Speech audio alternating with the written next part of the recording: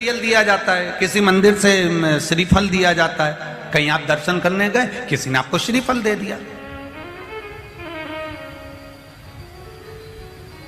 दो जगह पर मिला हुआ श्रीफल का स्मरण करिएगा जरा।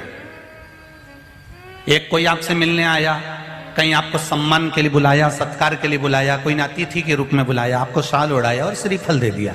उस श्रीफल को आप किसी को भी दे सकते हो, उस श्रीफल को आप कभी भी प्रदान कर सकते हो, वहीं की वहीं उठाकर दे सकते हो, वहीं की वहीं छोड़ सकते हो।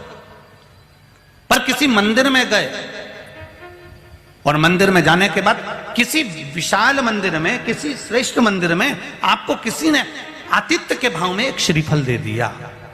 अंदर मंदिर से पंडित जी ने उठाया, पुजारी जी ने उठाया और श्रीफल आपको प्रदान कर दिया। अब वो श्रीफल का तुम क्या करोगे?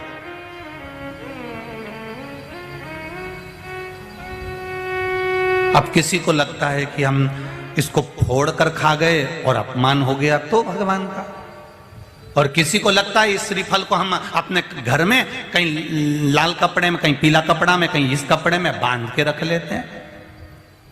महाराज, कई लोगों को लगता है इस श्रीफल को हम किसी दूसरे को देते हैं, पर भगवान का प्रसाद हमको मिला था, हम कैसे दूसरे को देते हैं? वो श्रीफल जो गुरु ने दिया है, वो श्रीफल जो मंदिर से मिला हुआ है, वो श्रीफल जो किसी ने प्रदान करा है, वो श्रीफल जो किसी सतगुरु के हाथ से मिल गया, वो श्रीफल जो मंदिर में हम दर्शन करने गए, पुजारी जी ने, पंडित जी ने भगवान के सामने उसको छुआ कर हमको दे दिया है। उस श्रीफल की महत्वता का व्याख्यान वर्णन प्रसाद के रूप में होता है।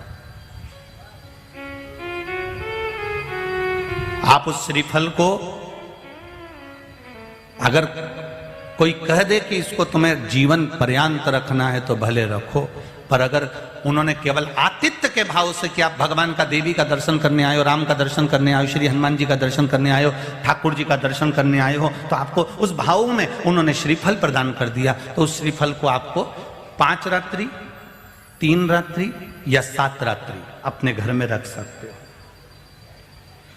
11 रात्रि तक भी रख सकते हो। और यदि आप उससे प्रसाद में प्रयोग में लेना चाहते हैं तो प्रसाद में भी उसको पा सकते हैं। फिर कोई रात्रि को नहीं देखना आपको, आपको तो बस मिला, आपने 2-3 दिवस में उसको प्रसाद में प्रयोग में ले लिया।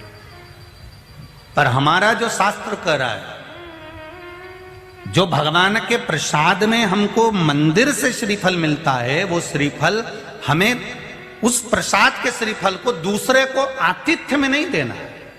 हम बहुत गलती कर जाते हैं कई बार, उस श्रीफल को हमने बाकी के श्रीफल के साथ मिला लिया और मालूम पड़े वो दूसरे को चले गया। नहीं, या तो उसको प्रसाद के रूप में प्रयोग कर लो, या फिर उसको रखने के बाद में फिर किसी श्रेष्ठ जगह पर उसका विसर्जन हो जाए तो श्रेष्ठ है।